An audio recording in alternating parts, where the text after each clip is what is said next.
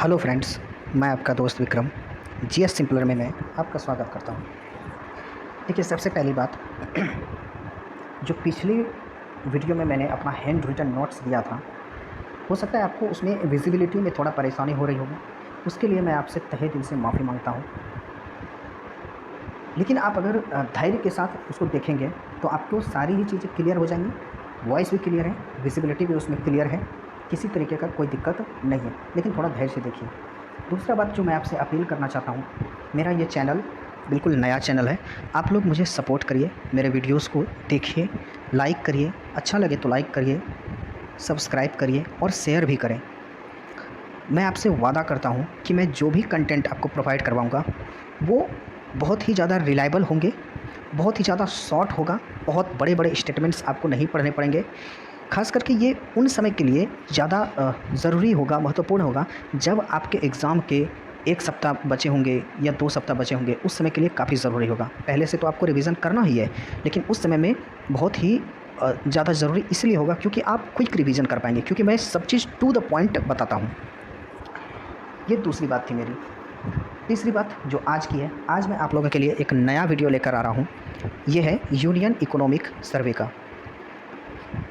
मैं union economic survey 2021-22 का detailed discussion करूँगा। इसमें कई नए टर्म्स हैं जो हो सकता है कि आप पहले से उसके बारे में सुने हों या जानते हों या ना भी जानते हों। लेकिन मैं इतना कहना चाहता हूँ कि जो नए टर्म्स हैं जैसे कि GDP, GVA, capital expenditure, revenue deficit, fiscal deficit, इन सब का मैं डेफिनेशन डिस्कस नहीं करूँगा क्योंकि बहुत लेंथी वीडियो बन जाएगा और बहुत बड़ा वीडियो बन जाएगा।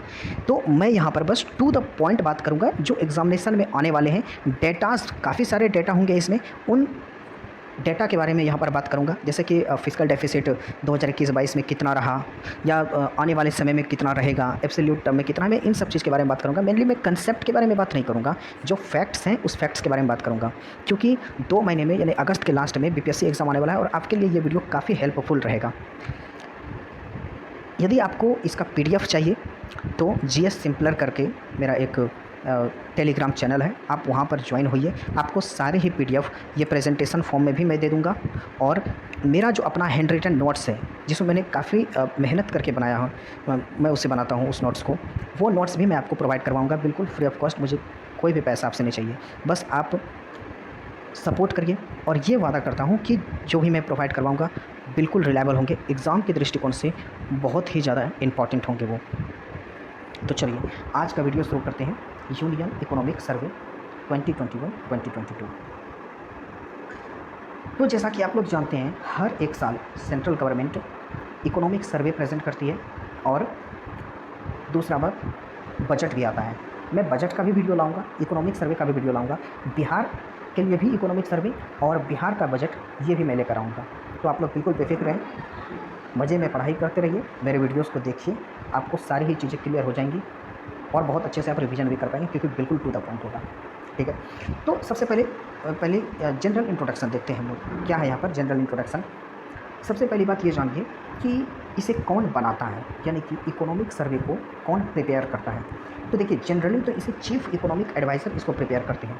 ठीक है, जनरली इसको चीफ इकोनॉमिक एडवाइज़र प्रिपेयर करते हैं। ठीक है, चीफ इकोनॉमिक एडवाइज़र इसे प्रिपेयर करते हैं।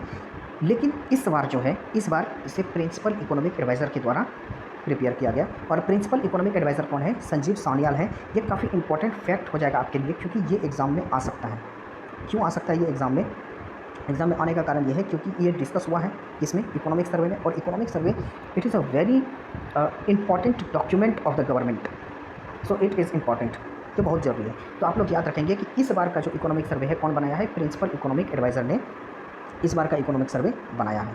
ठीक है, बनाता कौन है इसको? तो चीफ इकोनॉमिक एडवाइज़र इसे बनाता है। इस बार का किसने बनाया है? प्रिंसिपल इकोनॉमिक एडवाइज़र ने बनवाया है, जो कौन है? संजीव सान्याल है। इसको प्रेजेंट कौन करता है? पहली बात, कहाँ पर किया जाता है प्रेजेंट? तो इसे लोकसभा में प्रेजेंट किया जाता है। कौन करता है? तो फिनांस मिनिस्टर करता है। तो अभी प्रेजेंट में फिनांस मिनिस्टर कौन है? निर्मला सीतारमण। अभी में कौन है? निर्मला सीतारमण। तो इस बार का जो बजट है, बल्कि पिछले बार का भी बजट निर्मला सीतारमण ने ही प्रेजेंट किया है। ठीक है, सबसे पहली बार बजट को कब प्रेजेंट किया गया था? तो 1950 और 51 इस समय में पहली बार बजट को प्रेजेंट किया गया था। जो 1964 तक, यानी कि 1964 तक इस समय तक बजट को यूनियन बजट के साथ ही प्रेजेंट किया जाता था। अभी क्या होता है, यूनियन बजट जिस दिन आना होता है उससे एक दिन पहले इकोनॉमिक सर्वे आता है और उसके बाद यूनियन बजट आता है। ठीक है, यानी 31 जनवरी को क्या होता है, इकोनॉमिक सर्वे आता है और 1 फरवरी को क्या आता है, यूनियन बजट आता है प्रत्येक साल का। ठीक है, चलिए इतना बात क्लियर है। इस बार का थीम क्या था, एजाइल अप्रोच। Agile approach. कितने चैप्टर्स थे इस बार, टोटल 11 चैप्टर्स थे। कितने चैप्टर्स थे, 11 चैप्टर्स थे। वॉल्यूम कितना था ये आप लोग लिख लें, हो सकता है मैं इंक्लूड करना भूल गया हूँगा। ठीक है, तो इस वॉल्यूम कितना था, इस बार एक ही वॉल्यूम था। हर एक बार क्या होता है, 2 वॉल्यूम में इकोनॉमिक सर्वे आता है, वॉल्यूम 1 और वॉल्यूम 2। इस बार एक ही वॉल्यूम था, आप लोग याद रखेंगे इस बात को। ठीक है, तो इसमें इस स्लाइड में जो सबसे इंपॉर्टेंट चीज़ है जो कि एग्ज़ाम में आ सकता है, खास करके बीपीएससी को लेकर मैं बात कर रहा हूँ, वो इसका थीम है कि इस बार का थीम क्या रहा है इकोनॉमिक सर्वे का। तो एजाइल अप्रोच थीम रहा है। ये काफ़ी इंपॉर्टेंट फैक्ट है, आप इसे ध्यान में रख सकते हैं। कोई भी चीज़ आपको यहाँ से लिखने की ज़रूरत नहीं है। मेरे टेलीग्राम चैनल पर आप जुड़े, जीएस सिंपलर करके हैं, मैं आपको वहाँ पर इसका PDF handwritten notes plus ये जो प्रेजेंटेशन है ये भी मैं आपको प्रोवाइड करवा दूँगा। इसलिए किसी भी चीज़ को लिखने की ज़रूरत नहीं है, बस ध्यान से आप सुनिए इसको, आपको एक एक चीज़ याद भी हो जाएगी। ठीक है, तो थीम क्या था इस बार का, एजाइल अप्रोच था। कितने चैप्टर्स थे, टोटल 11 चैप्टर्स थे। ठीक है, चलिए आगे बढ़ते हैं, यहाँ तक आप लोगों को क्लियर होगा।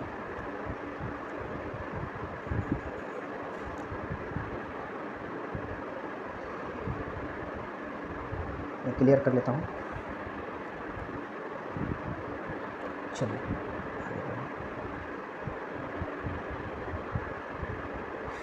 स्टेट ऑफ द इकोनॉमी, यानी कि क्या स्थिति है हमारी इकोनॉमी की, वो देखते हैं।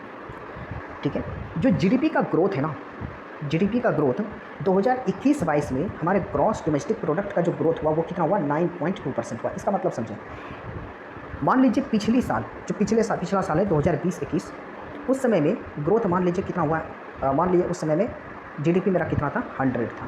कितना जीडीपी था, 100 था।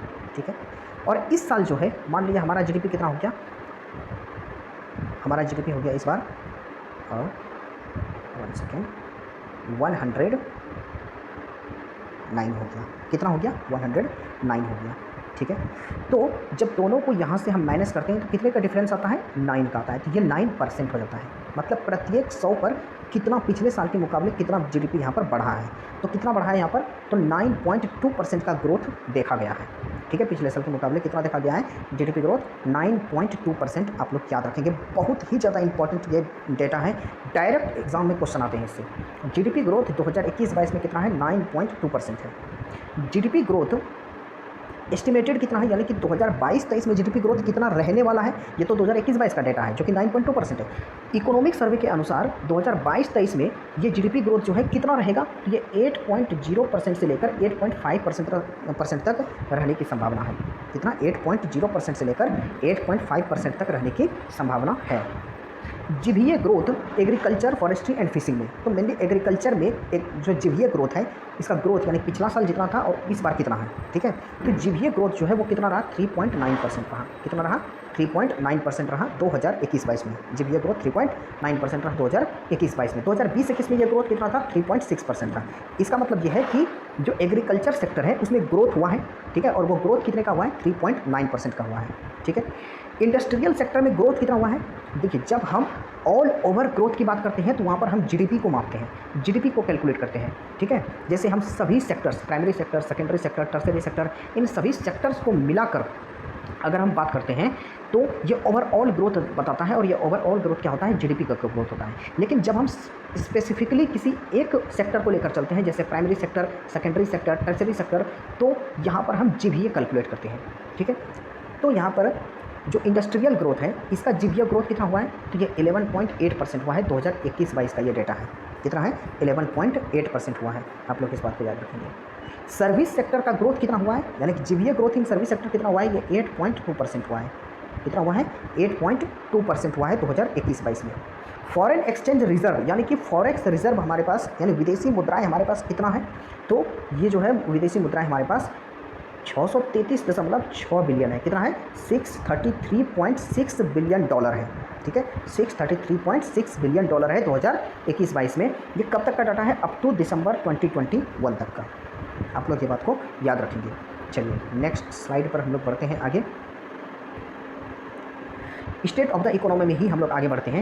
यहाँ पर देखिए कई इंस्टीट्यूशंस के द्वारा, जैसे वर्ल्ड बैंक हो गया, एडीबी हो गया, आईएमएफ हो गया, इसके द्वारा जीडीपी के ग्रोथ का प्रोजेक्शन किया जाता है, यानी कि एक कयास लगाया जाता है कि हाँ जो आने वाला साल है, जैसे 2022-23 हो गया, 2023-24 हो गया, इन अंतराल में, समय अंतराल में भारत की जीडीपी क्या रहेगी। तो यहाँ पर 3 इंपॉर्टेंट जो हमारे इकोनॉमिक सर्वे में डिस्कस किया गया है, मेंशन किया गया है, वो वर्ल्ड बैंक है, ठीक है, वर्ल्ड बैंक है, और क्या है, एडीबी है और आईएमएफ है।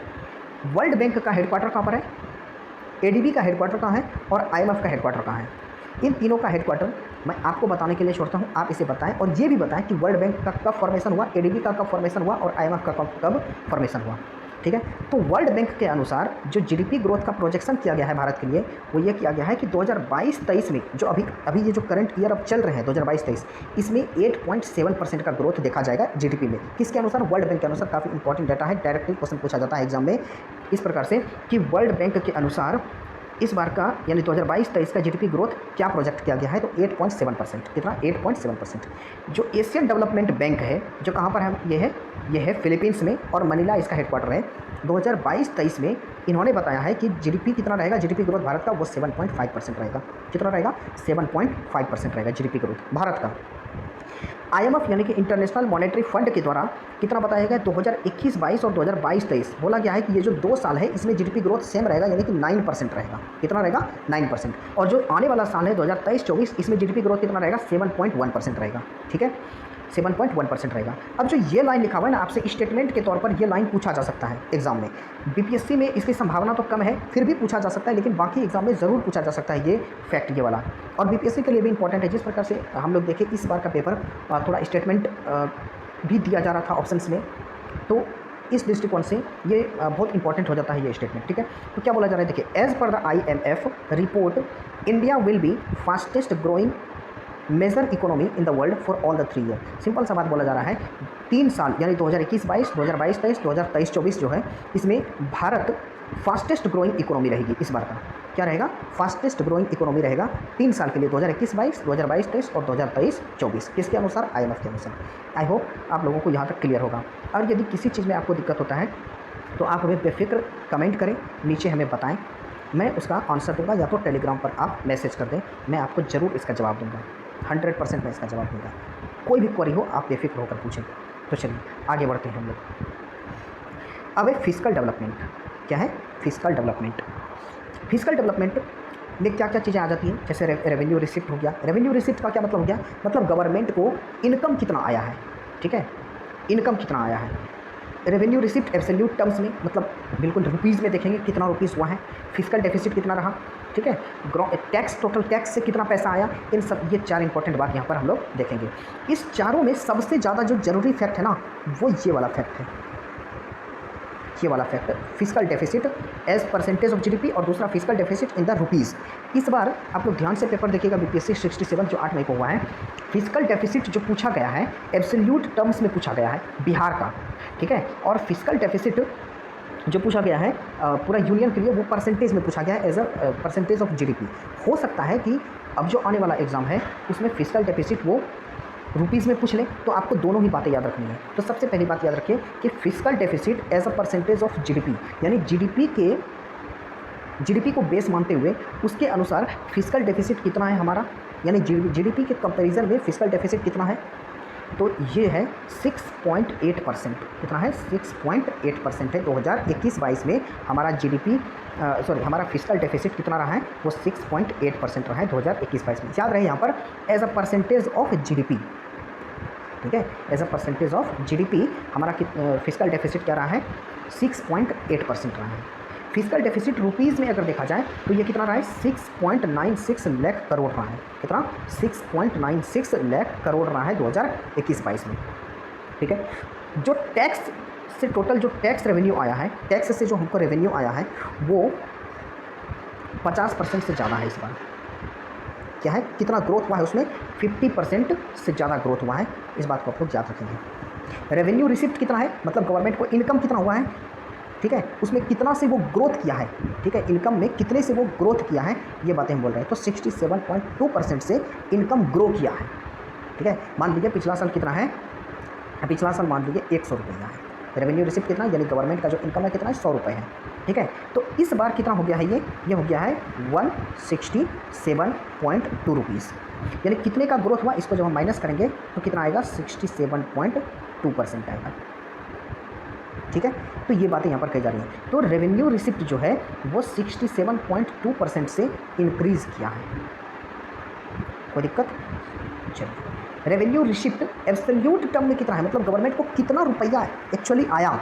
ये तो था कि इतने से बढ़ा, मतलब 67.2 से बढ़ा, एक्चुअली आया कितना रुपया एब्सोल्यूट टर्म में, ये 13, यहाँ पर देखिए,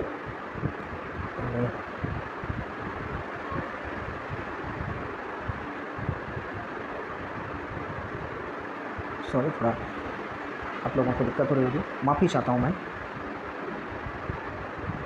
देखिए, जो रेवेन्यू रिसिप्ट है ये कितने से बढ़ा है, 67.2% से इंक्रीज़ हुआ है। ठीक है, और रेवेन्यू रिसिप्ट एब्सोल्यूट टर्म में कितना है, 13.59 लाख करोड़ रुपए है। कितना है, 13.59 लाख करोड़ रुपीज़ है, याद रखिएगा। फिजिकल डेफिसिट बता दिया मैंने, 6.8% है, और एब्सोल्यूट टर्म में कितना है, 6.96 लाख करोड़ है। ठीक है, 6.96 लाख करोड़ है। आप लोग यहाँ पर देखिए, दोनों मतलब ऐसा परसेंटेज ऑफ जीडीपी में भी 6 है, और फिजिकल डेफिसिट जो रुपीज़ है उसमें भी 6 है। तो इस तरीके से आप याद रख सकते हैं, दोनों में 6 है। ठीक है, तो physical deficit as a percentage of GDP 6.8% और physical deficit in the rupees 6.96 lakh crore रुपये। ठीक है, टैक्स में जो ग्रोथ, मतलब टैक्स में जो ग्रोथ हुआ है, ठीक है, टैक्स रेवेन्यू में, वो 50% से ज़्यादा है। आप लोग याद रखिएगा इस बात को। चलिए आगे बढ़ते हैं।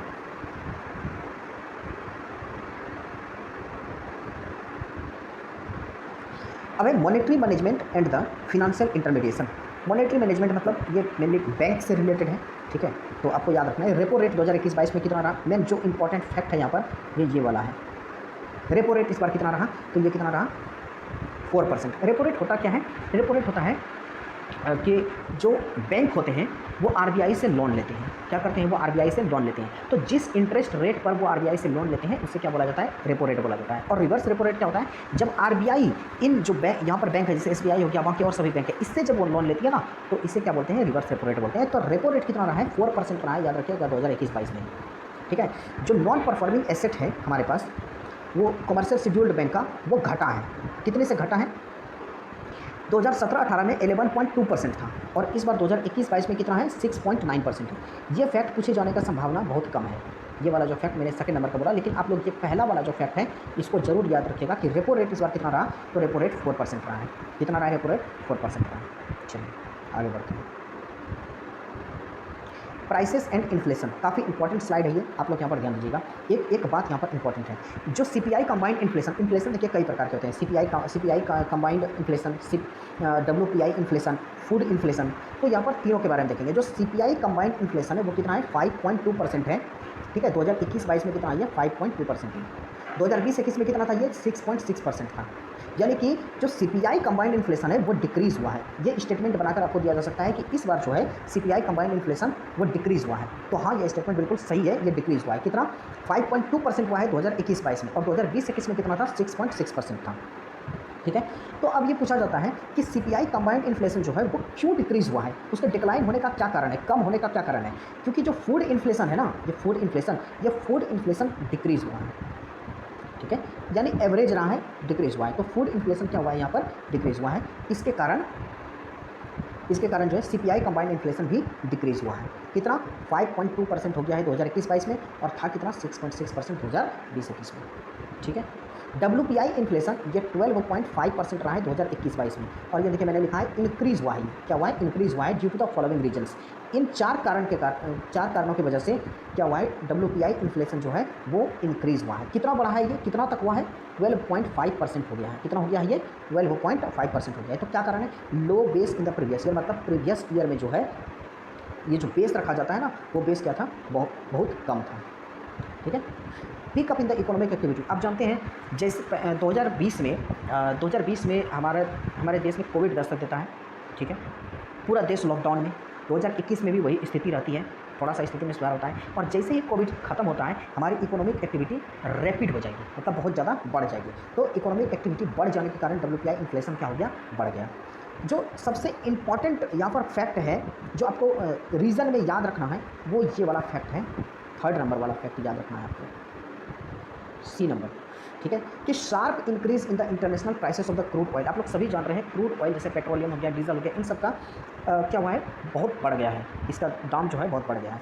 और जब प्राइस बढ़ेगा क्रूड ऑयल का तो जाहिर सी बात है कि ट्रांसपोर्टेशन कॉस्ट भी बढ़ जाएगा। क्यों? क्योंकि भाई जब क्रूड ऑयल यानी पेट्रोल का जब दाम बढ़ गया तो गाड़ी में पेट्रोल डलता है, तो जो वह कहीं भी ट्रांसपोर्ट किया जाएगा किसी भी फूड मटेरियल को या किसी भी चीज़ को जब एक्सपोर्ट किया जाएगा तो उसका प्राइस भी ऑटोमेटिकली बढ़ जाएगा, ठीक है। तो sharp increase in the international price of the crude oil, यही वजह है कि WPI इन्फ्लेशन इंक्रीज हो गया। ये मोस्ट इंपॉर्टेंट है, आप लोग याद रखिए। हाई फ्राइट कॉस्ट का मतलब होता है जो सबमरीन वगैरह से जो प्रोडक्ट हमारे देश में मंगाया जाता है उसका भी कॉस्ट बढ़ गया, क्योंकि वो भी पेट्रोल पर चलते हैं, डीजल पर चलते हैं, ठीक है। फूड इन्फ्लेशन ये एवरेज रहा है, फूड इन्फ्लेशन एवरेज रहा है, और ये काफ़ी इंपॉर्टेंट फैक्ट है फूड इन्फ्लेशन वाला। आप इस पूरे स्लाइड में है तो तीनों ही इंपॉर्टेंट, लेकिन ज़्यादातर आप फूड इन्फ्लेशन यूपीएससी के लिए खास करके याद रखिएगा, ये कितना रहा है, 2.9% रहा है। कितना? 2021-22 में 2.9% रहा है। तो मैं एक बार रिवाइज करवाता हूँ। CPI कंबाइंड इन्फ्लेशन ये 5.2% रहा है 2021-22 में। WPI इन्फ्लेशन ये 12.5% रहा है, जो इंक्रीज़ हुआ है। इसका कारण क्या है? Sharp increase in the international prices of the crude oil. Food inflation जो है ये 2.9% रहा है 2021-22 में। आई होप यहाँ तक आपको क्लियर होगा। चलिए आगे बढ़ते हैं। Sustainable development and the climate change, ये एक टॉपिक है इसमें। तो sustainable development and climate change में देखते हैं। सबसे पहले नीति आयोग का SDG इंडेक्स, माफ़ी चाहता हूँ मैं आप लोगों से, PDF में थोड़ा गलती होगी, ये SDC इंडेक्स नहीं है, ये SDG इंडेक्स है, SDG, sustainable development goal index. Bharat में जो सस्टेनेबल डेवलपमेंट गोल इंडेक्स है वो कौन जारी करता है? सबसे पहली बात तो ये जानिए, वो नीति आयोग जारी करती है, हमारा थिंक टैंक, ठीक है। नीति आयोग के अनुसार जो ओवरऑल स्कोर था ना भारत का, किसमें? SDG इंडेक्स में, वो 2020-21 में कितना था? 66 था स्कोर, पूरा 100 में कितना था? 66 था। 2019-20 में 60 था, और C नंबर 2018-19 में 57 था। आप तीनों ही याद रखेंगे, क्योंकि इस बार का जो करंट अफेयर है जो BPSC में पूछा गया है, आप ध्यान से देखिएगा, उसमें 2019 का भी क्वेश्चन पूछा है। फॉर एग्जांपल एक क्वेश्चन है वो गलवान वैली वाला, कि गलवान वैली वाला कब था, तो वो तो 2020 में था। जैसे एक क्वेश्चन NRC से लेकर पूछा गया है, तो वो 2019 का है, कि वो एक्ट कब आया, तो 2019 में आया था। रेलवे बजट को सेपरेट कब किया गया, तो वो जो है वो भी 2019 में था, ठीक है। तो आप लोग ये बात याद रखिएगा, ये तीनों ही साल का याद रखिएगा। यानी 2018-19 में इसका ओवरऑल स्कोर क्या था? 57 था। 2019-20 में कितना था? 60 था, और 2020-21 में 66 था। कोई दिक्कत यहाँ तक आपको? चलिए आगे बढ़ते हैं। India has the 10th largest forest area in the world, बहुत इंपॉर्टेंट फैक्ट है, याद रखिएगा। India has the 10th largest forest area in the world, ठीक है। मतलब भारत में पूरे दुनिया में 10वां सबसे बड़ा फॉरेस्ट का एरिया है, ठीक है। 2020 में भारत तीसरे स्थान पर आता है। किस चीज़ में तीसरे स्थान पर आता है? फॉरेस्ट एरिया में जो इंक्रीमेंट हुआ है ना, बढ़ोतरी जो हुआ है, उसमें भारत तीसरे नंबर पर आता है। यानी कि भारत तीसरा ऐसा सबसे बड़ा देश है जहाँ पर सबसे ज़्यादा फॉरेस्ट इंक्रीज़ हुआ है, फॉरेस्ट के एरिया में इंक्रीज़ हुआ है। ये डेटा कब से कब तक का है? 2010 से लेकर 2020 तक का है। कब से कब तक का है? 2010 से लेकर 2020 तक का है, ठीक है। भारत का टोटल एरिया जो फॉरेस्ट कवर है वो कितना है? 24% है, 24% है। और पूरे दुनिया का ये कितना परसेंट हो जाता है? तो 2%। यानी पूरी दुनिया में अगर 100 स्क्वायर किलोमीटर फॉरेस्ट एरिया है तो 2% एरिया जो है, यानी 2 स्क्वायर किलोमीटर, वो भारत में है, ठीक है। चलिए आगे बढ़ें। अब उसी बात का कंटिन्यूड है, यानी कि जो आपका सस्टेनेबल डेवलपमेंट था। Plastic waste management amendment rule कब आया है? ये 2021 में आया है, याद रखिएगा, 2021 में आया है। Phasing out single use plastic, यानी कि सिंगल यूज़ प्लास्टिक को ख़त्म करना है, कब तक? एलिमिनेट करना है, कब तक? तो 2022 तक करना है। और देखिए अभी 1 जुलाई, कब से? 1 जुलाई 2022 से गवर्नमेंट ने अनाउंस कर दिया है कि सिंगल यूज़ प्लास्टिक पर अब बैन लग गया है। सिंगल यूज़ प्लास्टिक अब कोई भी यूज़ नहीं कर सकता है, ठीक है। नीति आयोग का एक रिपोर्ट आता है नॉर्थ ईस्टर्न डिस्ट्रिक्ट के लिए, SDG इंडेक्स रिपोर्ट आता है, 2021-22 का आया है। इसमें नंबर ऑफ जो फ्रंट रनर्स हैं वो कितना है? 64 फ्रंट रनर्स है।